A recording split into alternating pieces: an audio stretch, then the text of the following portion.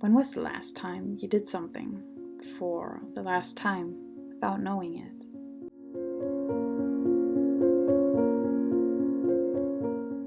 For me, adulthood comes with a lot of grief. Not the loud kind necessarily, the one that everyone recognizes when, for example, someone passes away or a relationship ends or when you lose your job. We know what to do, more or less. We give words and kindness and our condolences. We send flowers and comfort. But there are also a million small versions of grief which don't get those reactions because they are quiet and happen somewhere deep inside of you that you might not even recognize them yourself. When we're young, we often have these glittering visions of ourselves as adults, the people we will become in our heads, and we idolize them. We create bright futures for ourselves, and a lot of the times we don't grow into these people because our interests change, life changes, and we just simply get older. But along that way, we had a lot of different people we wanted to be. The astronaut, the vet, the nurse, the librarian, the pop star, the Disney princess. And these visions might have been so important and so real to us that they still live inside us somewhere. Or you might have wanted to get an education, but it wasn't possible for you to go to college, so that dream is still a part of you. It's hard to think of the person you could have become if life offered you different possibilities. A lot of the times as we get older, we also have to give up hobbies, maybe willingly, or they just fade out of our lives due to the fact that jobs and relationships and other responsibilities take up a lot of our time. As children, we collect hobbies without thinking about whether they're useful. We draw and we play and we write and we build and dance and sing and collect stones and learn about dinosaurs all day, every day. And so often, the things we used to love as children would probably still bring us a lot of joy and comfort as adults. I used to sit inside my room all day, every day, and draw and paint and do all sorts of arts and crafts. Now, my sketchbook is collecting more dust than I'd like to admit, and I can really tell that I'm letting go more and more of my inner child the longer I don't make room for these activities. There's forever that little girl in me who believed I'd grow up to be an artist. And maybe it's not necessarily the hobby itself I'm grieving, but the child in me that had enough curiosity, enough freedom, enough time to lose track of the hours doing something for no reason other than joy. Now I can barely sit down for longer than 20 minutes without feeling the tingling in my hands because I know that there are emails to write and dishes to do, and I could probably sweep the floor and water the flowers again. There's so many chapters in life, so many versions that you grow into and out of again. And so often we don't realize what we had until some time later.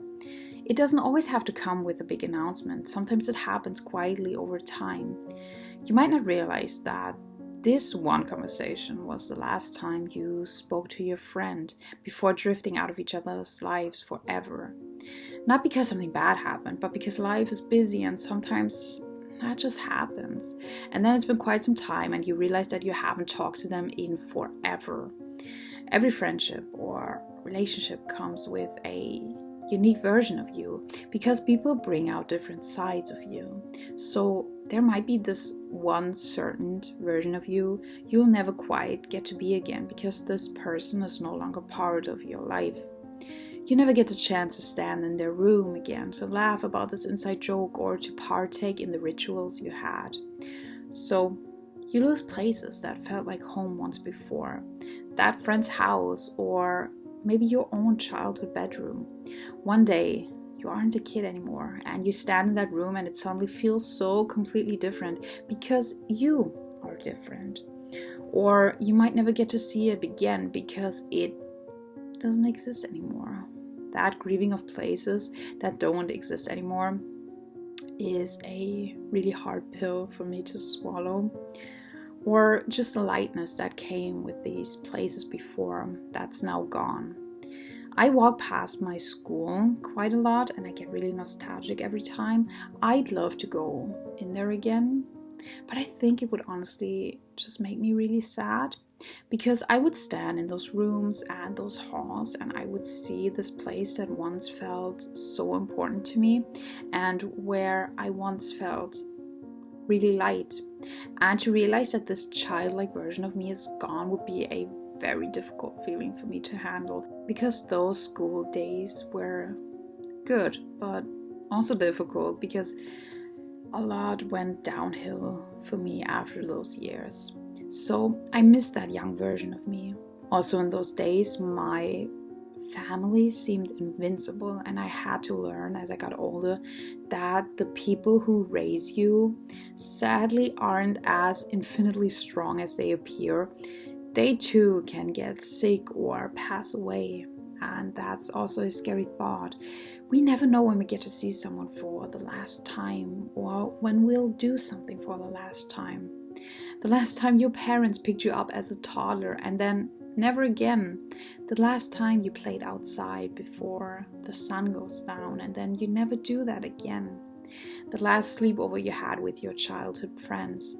The last time your whole family is together without realizing how precious that ordinary day is. And I don't want this video to come across as the idea that adulthood is just simply grief, that all you do is pay bills and mourn everything that's ever happened to you. I don't want to say that at all. There's a lot of sadness, of course. There are a million different versions of you that live inside of you. Some feel painful and some might make you hopeful, because you always have the chance to reinvent yourself. But growing older means carrying every version of you within you. The frightened child, the angsty teenager, the confused and wild 20-something, the person you are today, currently, in this second. None of them ever disappear. Maybe that's why we so often feel a bit heavier and weighed down as we get older. But it's also the weight of growing, of becoming, and of living. Every moment, every situation, every place that you mourn, they aren't ever truly lost, because every dream has taught you something. Every friendship that ended shaped the way you love people now. Every version of yourself left behind a piece that helped build the next one. So grief isn't just proof that something ended, but also the proof that something mattered. Those things change us forever, even after they're gone. Grief follows us throughout life. Not because we're constantly losing things, but because we're constantly becoming someone new. Every version of ourselves leaves something behind for the next one to carry. They don't disappear. They're still here. They just became you.